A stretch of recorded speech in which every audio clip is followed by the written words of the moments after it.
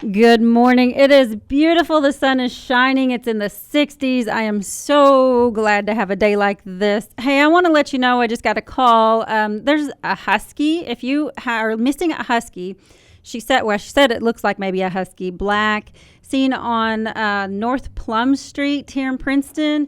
It's got a collar on, so if you're missing a black husky-looking dog in around Plum Street, swing on over there and see if you can find it. All right, we are going to talk this morning about a couple of different things. First of all, we're going to start off with Ogden Memorial United Methodist Church pastor Shannon Blosser. And Shannon, I hear you are leaving the church, yes? Yes, that's the unbreaking news. It's been out there since about February, but good morning. Yes, we are leaving effective June 23rd. That will be my last Sunday, unless they change it on me sometime soon, but we're planning on June 23rd being our last Sunday. We are moving to the West Virginia annual conference, so we are moving out of Kentucky. I'm a native of West Virginia. I've got family in West Virginia, and so we're moving there to be closer to family, but also to take care of my son who's autistic, and there's some resources out there that we're going to try and take advantage of. But it's bittersweet. We've enjoyed being in Caldwell County. We've enjoyed being in Ogden. We've been blessed by this season at the church, but sadly, this is where we believe God is leading us, and we hate to leave, but it's almost heaven where we're going to. And as I always like to say, the country roads do call you home. Oh. And so James Taylor there. John Denver. John Denver. No, okay. That's all right. Yep. We won't give you the 15-yard penalty. But no, I mean, I always say you can. I can't really tell the difference, but anyway. It's all right. I always say you can take the the boy out of West Virginia, but you can never take the West Virginian out of them. And that's kind of how I've always been. It's always been home. And so it's bittersweet. Mm-hmm. It's really bittersweet. I understand that. How long have you been at Ogden? I am finishing up my second year. And so not a long time, but, we've done a lot of good work. And I've told them, the work is unfinished. And their new pastor, who will be announced in the next few weeks, they'll pick up the work from where I've left it off. And then that's the joy of the Methodist Church. You don't have to struggle. We don't wait around. It's next person up. And so and I don't know much about the Methodist ways, but I did know that they rotate pastors a lot. So when you said you were leaving, I just assumed it was a. Yeah, well, we know, we get that reputation, but we really don't move as often as other churches. What often gives us that myth is that the local church doesn't always have the final say in whether or not a pastor leaves. There's a three-pronged process. It involves the pastor, involves the local church, but also involves the conference. And so any one of those three individuals can say, we feel like it's time for a change, but oftentimes it's initiated by the pastor. Most changes in our conference, at least, according to our statistics, are dominated by the pastor's decision. So, but I got a couple months left. We got some great ministries coming up with Marketplace coming up May 28th through the 30th. So, there's a lot of good things at Ogden going on. There's going to be good things taking place after I leave. And so it's all good. Will you get to stay at your place in West Virginia as long as you want, or is that possibly? As I often say, as long as the bishop, I serve the pleasure of the bishop. So as long as Bishop Ball will allow me. Now, I will also be on loan. And so what that means is I'm still technically a member of the Kentucky Annual Conference. Now we're getting into inside baseball. But what it means is, I'm going to West Virginia, but Kentucky can always be like the relieving the manager coming out in the baseball game, tap on their arm and call in for a relief pitcher. And so we know that that's always a possibility that Bishop Fairley, who I love, and if he's listening to, we love you so much. But he can always tap his elbow and say, Shannon, we need you to come back. We have a vacancy that you have to fill. That doesn't normally happen. And so I'll still have to come back to Kentucky for a couple meetings. So you live in two places, but it's all good. Yeah. Okay, well, talk to me about Marketplace that's coming up. Yeah, Marketplace is coming up May 28th through the 30th. This is an annual event that Ogden does with several churches in our community, with Central Presbyterian, St. Paul Catholic Church, First Christian, and several others. What it is, it's an interactive vacation Bible school. 3 days, May 28th through the 30th. And so you get to immerse yourself into the life of the story of God, of the scriptures. You get to experience what it would have been like to live in those days. And so one of the cool things about this vacation Bible school is you get to walk through a marketplace where you get to see what life was like. And so you get to go and you pass around all these booths, and you get to make things and you get to experience different things. But this year's theme is covenant. And so we're going to learn about Abraham and Moses and Joshua. And so we'll be going through the Red Sea. We'll be marching through the Holy Land and learning a lot about how God loves you. And it's going to be a great time. And we are looking forward to it. The cost is $10. Up until May 13th. After that, it's $20 through on May 20th. That May 20th is the last cutoff day. We've got registration forms at Ogden Memorial. We also have registration forms at ogdenmumc.org. And so you can print that off and bring it to the church, and we will gladly register your child, rising kindergarten student up through rising 8th grader. And so there's something for everyone at Marketplace. And you said that registration was due by the 20th? 20th, May 30th, March 13th, May 13th. May. There's my 15-yard penalty. May 13th, the deadline exists there. The cost is $10 per child if you register by May 13th. Between May 14th and May 20th, it becomes $20. And then May 20th is the absolute last day to get your registration in. So get in by May 13th and you get a good deal.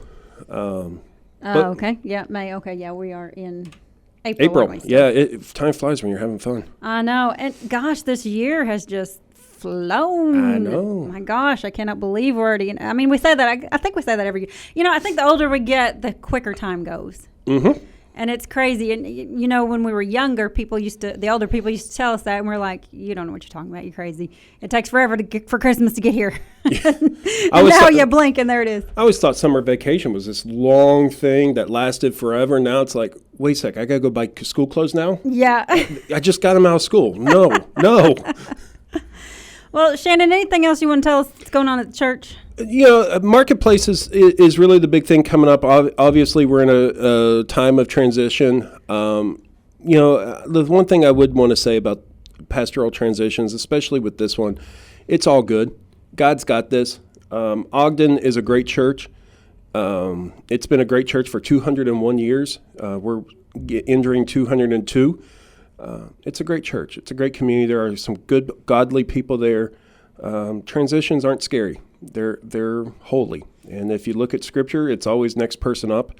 And so we're going to celebrate well with Marketplace. We're going to have a great Marketplace in May. We'll have a great celebration in June. And then when the new pastor comes, it's just going to be like a new driver comes in and takes over the wheels and rocks and roll from there on. And then I'll just move on to Huntington and rock and roll there. All right. Well, you mentioned that you're going to Virginia to West Virginia. We don't talk about those other Virginians. You're going to West Virginia to get a better support group or more options for your autistic son. And speaking of, you have brought a friend in this morning. Jackie Murray is with us. Good morning, Jackie. Good morning. Jackie is the organizer of the PACT, which stands for Parents with Autistic Children Together. PACT with Autistic Children Together. Yeah, PACT. And so, excuse me. Call-in show today. Yeah, I thought I turned the ringer off. But anyway, so let's talk a little bit about the support group that's available here in Princeton, Jackie. Yes, thanks for having me on this month of April, which is Autism Awareness Month. Absolutely. Okay, wait, but I do have to ask, where's the accent? I am French. French. That's what I thought I was picking up on. Okay, go ahead. I'm sorry. All right. I'm listening. As long as you can understand. I can understand it. I'm enjoying that accent. The parent support group was started 7 years ago. Okay. We had nothing like that in the area, and a coworker, Alison Seymour, who is a special ed in Caldwell County School, and I am an occupational therapist there. We realized that there was a real need. We realized that the families that had children with autism were often isolated because their behavior, they had odd behaviors, and they could not fit in the community easily. People didn't know what it was. People thought, maybe your child needs a spank, and they had some harsh reactions sometimes, and we felt they needed to know each other, first of all, and then we felt the community needed to know about autism and know and embrace those families. I realized for me, these families are a gift to the community, and we want to embrace them. So that group was created 7 years ago, and we have several dozens of families with autism in Caldwell. So we have started to serve them. We have had a lot of different programs for them.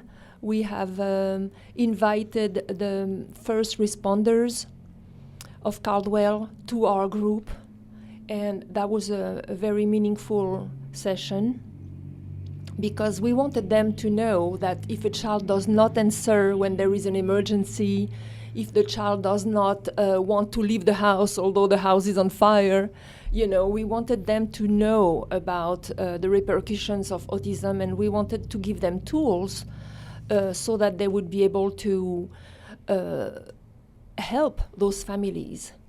So we have done that. We have helped them with financial plannings with a child with a disability.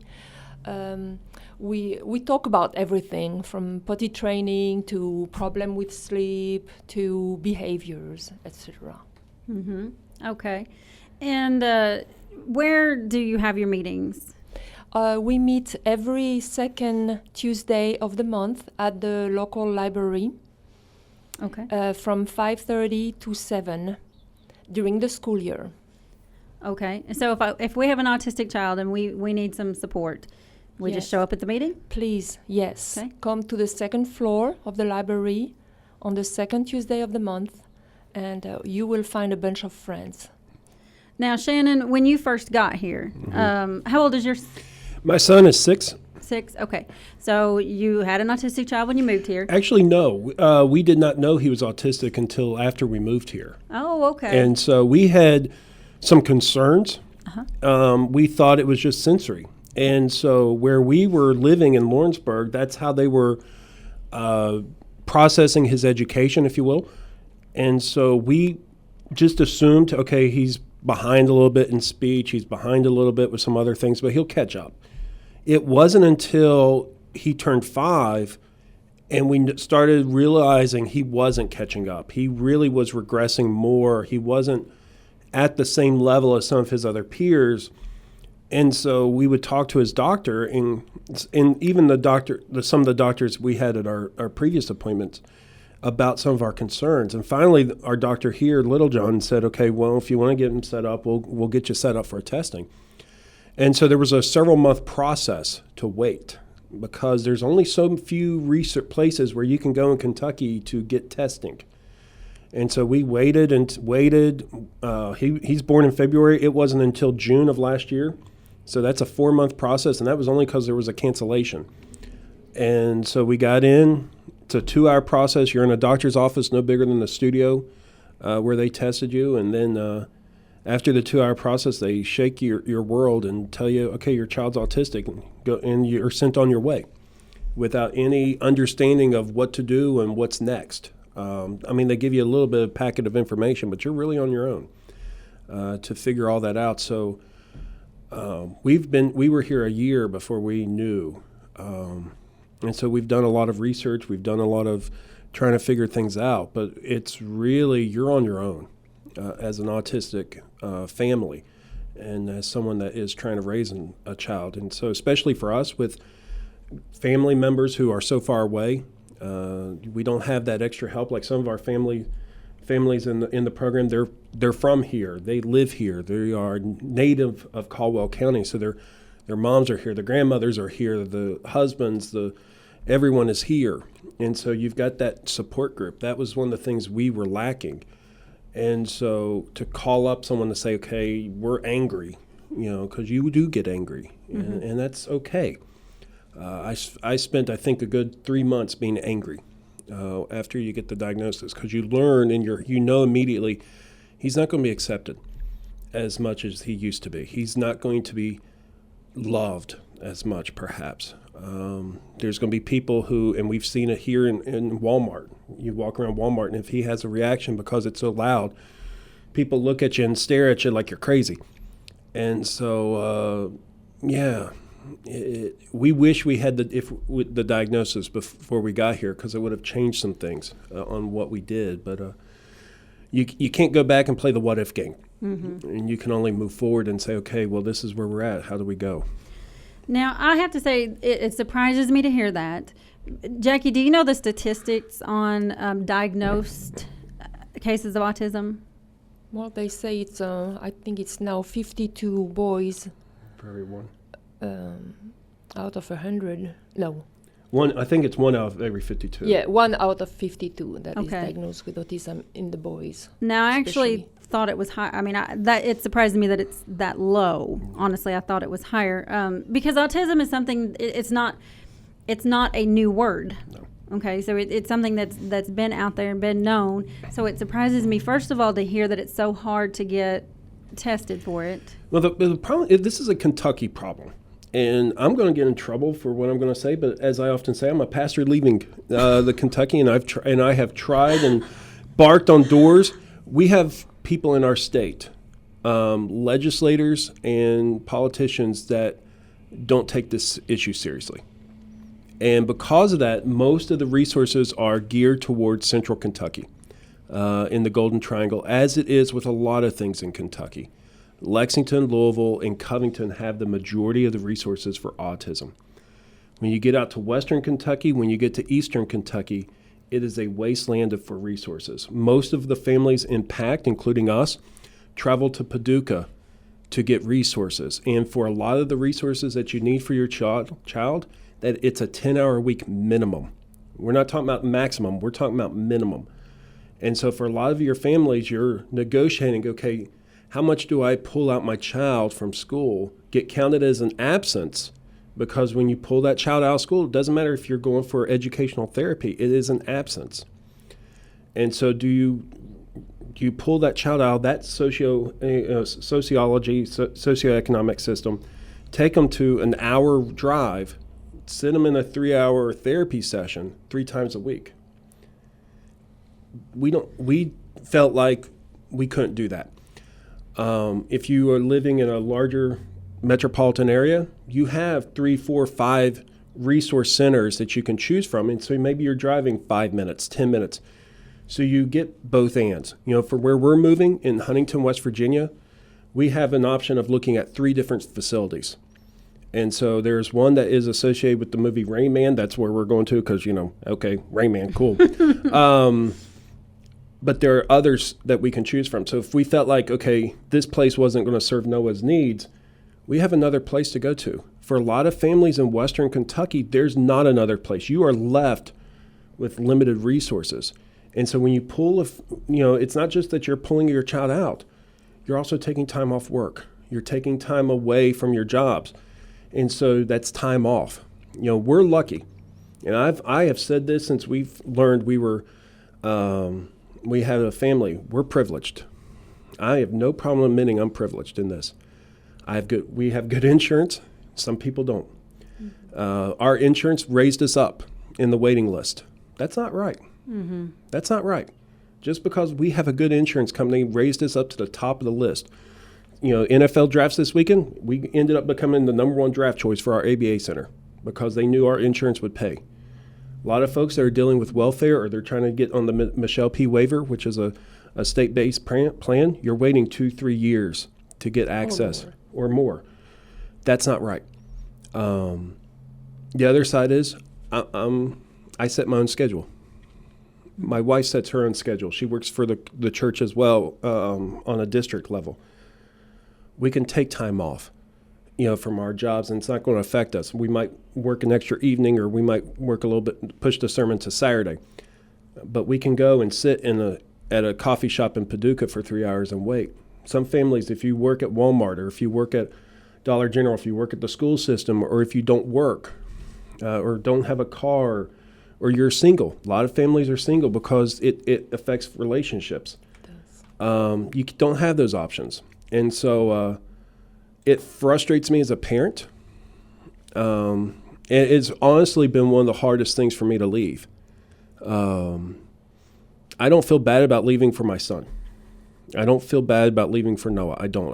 I feel bad for the church, but I feel bad because I know I'm privileged. Because I can go to my boss, my bishop, and say, Bishop, Western Kentucky doesn't have enough for my son, and I need to go somewhere to help my son.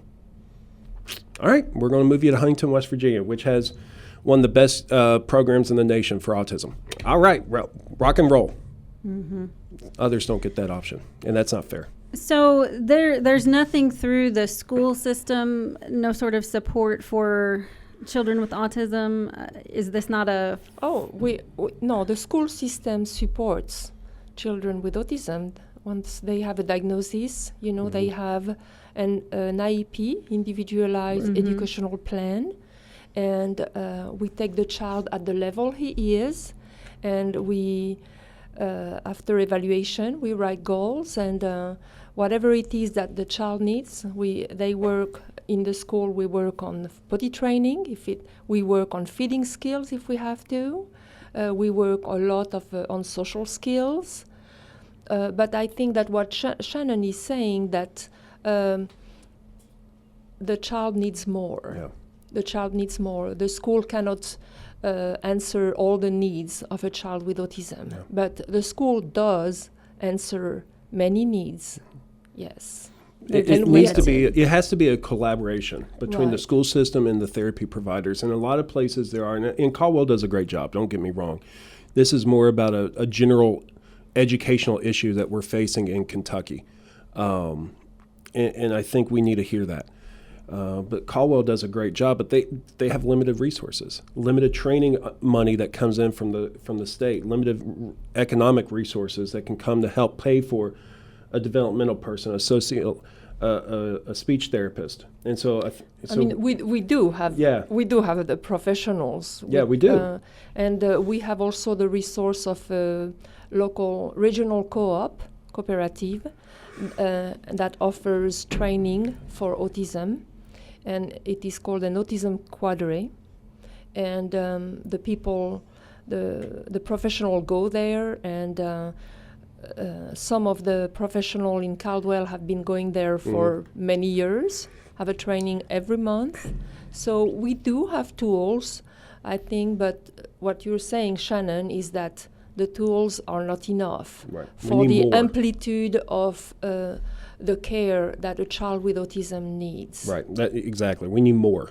And that's one of the things that needs to come out of the legislature, to provide more funding, more access, to where we're not using the same person at all 3-4 schools, and having multiple people. It would be great, especially at the primary school, if you had one person that was designated just for that school and had someone that was just designated for autism that could just help with the autism folks. We do have that person that I talked about earlier, Alison Seymour. She is our autism representative for the school, and so she is there to help and train other teachers.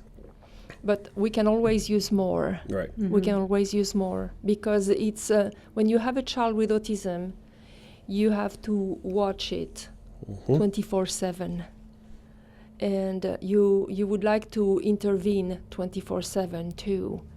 The needs are very big, very large. Is this maybe a lack of knowledge? Is that maybe what we're dealing with? I mean, is it not, has autism not been researched enough, or Well, what? there's tons of research out there. I think a lot, at least in my experience, I think there's a lot of fear about autism, in my experience.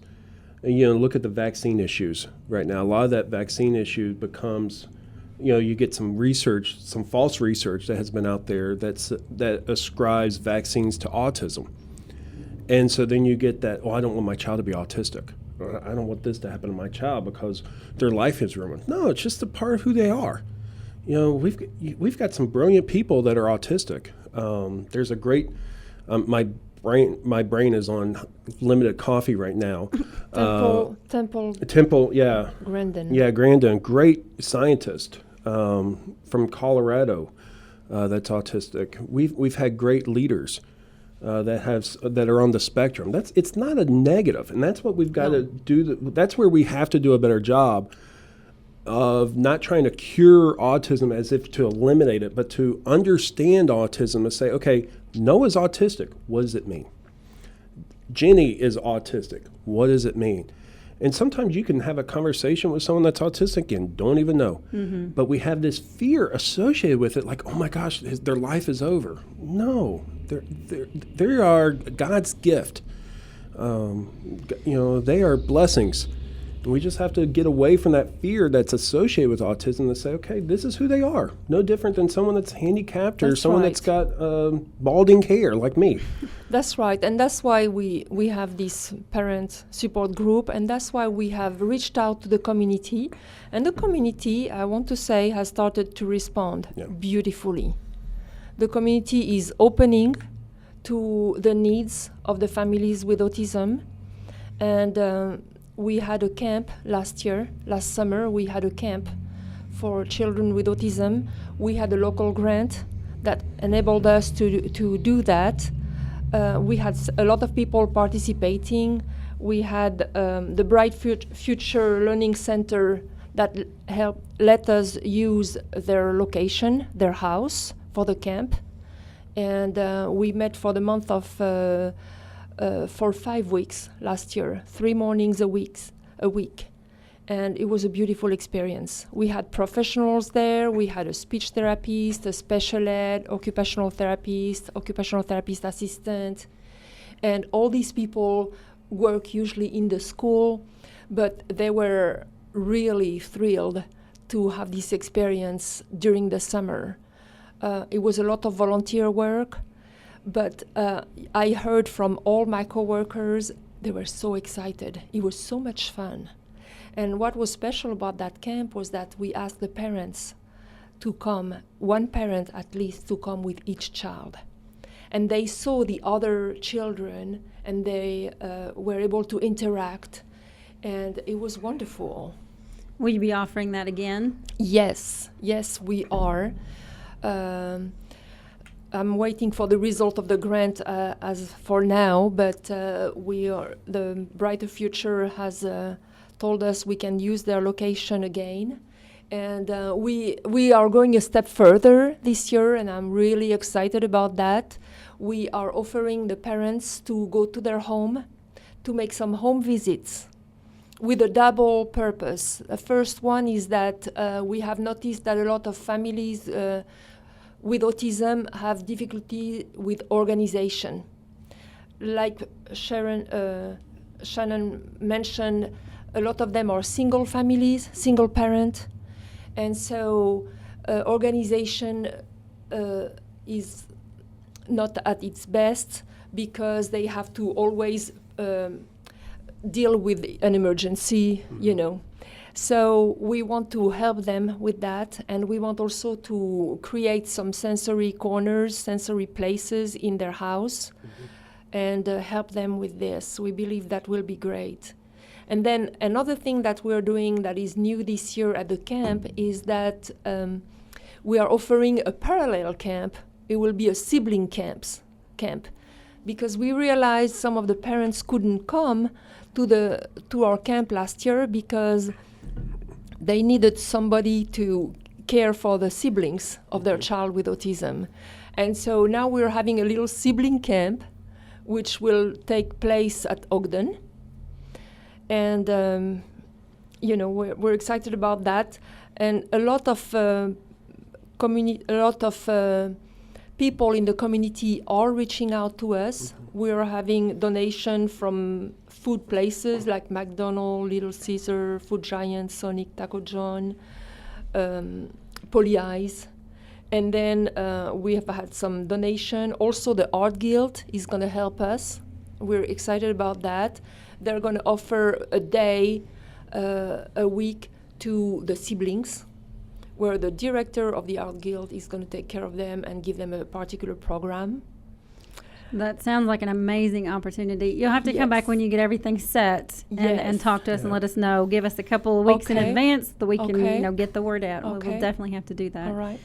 Jackie Murray, Shannon Blosser, I am so glad that you visited this morning. I know we're towards the end of the month, but it is Autism Awareness Month. Doesn't matter what month it is. We need to get the word out and help educate people about autism. And Shannon, you had mentioned, there's this term, autism spectrum. Yeah. I think the first thing that people think of when they think of autism is, as you mentioned earlier, Rain Man. But again, it's a spectrum. The conversation, you could be standing here talking to me and I could be on the spectrum and you not even know it. Exactly. I fully believe I am, but I've never been tested. So, that's another story. But yeah, so we just need to get the awareness out there. Yeah, and you said something important about this. We're at the end of the month, and one of the things I've always thought about with autism awareness is that in May it's still Autism Month for families. Absolutely. Yes. The awareness Every ends. day. For a lot of folks, we stop talking about autism as soon as April ends, and that needs to stop. We've got to start talking about this like we talk about anything else, and raise the awareness so that people know this is a 24/7 reality. I'm dealing with it today with a son who's sick because of his autism. So, it's life. Absolutely. Thank you guys for joining us. Jackie, please keep us updated and let us know when you get everything finalized for the camp, and we'll have you back and we'll talk some more about that. Thank you. Thank you, Shannon. And I don't know if I'll see you again before you leave. If I don't, it's been wonderful having you here. We've been blessed by you, and God bless. Thank you. All right, Shannon Blosser, Jackie Murray, and just remember, it is Autism Awareness Month, but doesn't mean the autism awareness has to stop here. You're listening to Coffee Talk on WPKY.